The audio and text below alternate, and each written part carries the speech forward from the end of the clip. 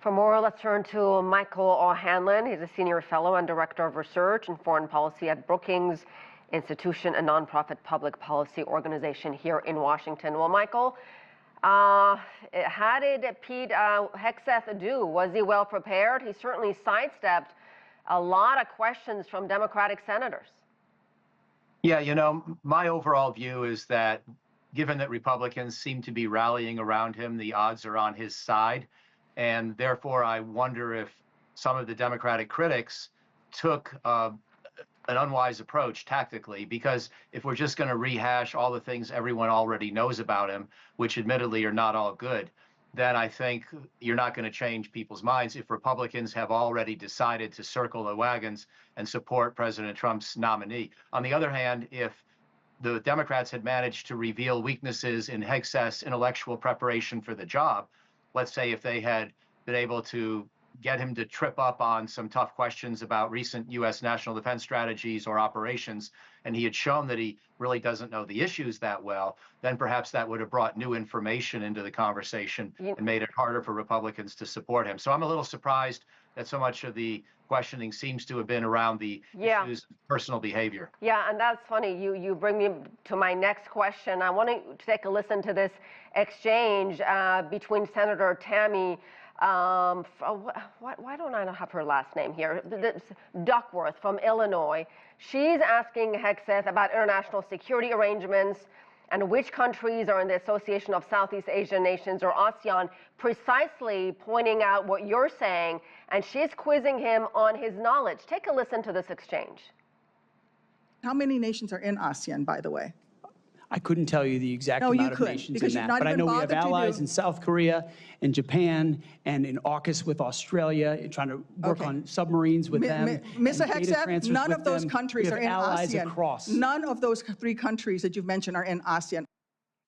So, Michael, from what I understand, you're saying more Democratic senators should have taken Senator Duckworth's approach, question him on his qualification, on his knowledge, on his experience, on what he knows about the world and foreign policy. Yeah, and I would have been a little more subtle than she was in that exchange that you just played. I would have given him a chance to say how many he did know. And more specifically, as you're well aware there in China, we have difficulties in the U.S.-China relationship over the South China Sea. And I think it would be important to understand if Mr. Hegseth has been following those difficulties and if he has an opinion on how we should address them, given that there are contentious interactions between the PLA and the U.S. military and the Filipino military and others over claims to islands and over access to waterways. That's a very important tinderbox. And I want an American Secretary of Defense to be well prepared on those issues. Maybe he is, but he didn't demonstrate that in what I just heard. Does he have the support? Do you think he'll have the support of every single Republican in the Senate to be confirmed? I don't know. It feels like the answer is yes, but I've learned not to trust my instincts about American politics any longer. I've lived in this country for 60 years, and I thought I used to understand our politics, but they've gotten a lot more complicated in the last 10 years. So I go back to my earlier point. If there had been genuinely new information that was about his overall level of preparation for the job, perhaps that could have persuaded some Republicans that he wasn't up to it, because he's been, you know, it's one thing to believe that women shouldn't be in combat or whatever. The military's become too focused on wokeness.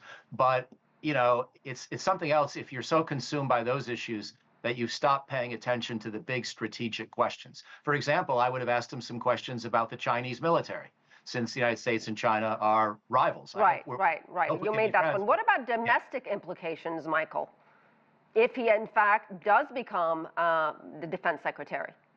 Well, I think that it will be a controversial choice, and he will probably not get along very well with most Democrats. But on the other hand, you know, we'll have to see. If President Trump decides to use the American military to deal with the Mexican border in an assertive way, or even to deal with American protesters, that will make for a very bad relationship that Pete Hegseth would have with much of the country.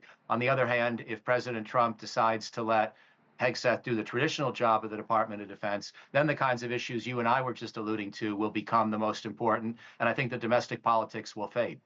If not Pete Hegseth, and I'm putting you on the spot here, who do you think would have been a better choice for Donald Trump?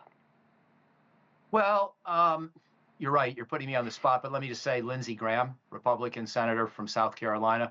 I've known Senator Graham for 20 years. I don't admire every way that he's handled the rise to prominence of Donald Trump, and I think sometimes he's tried too hard to please Trump, but he's still a very serious and experienced guy.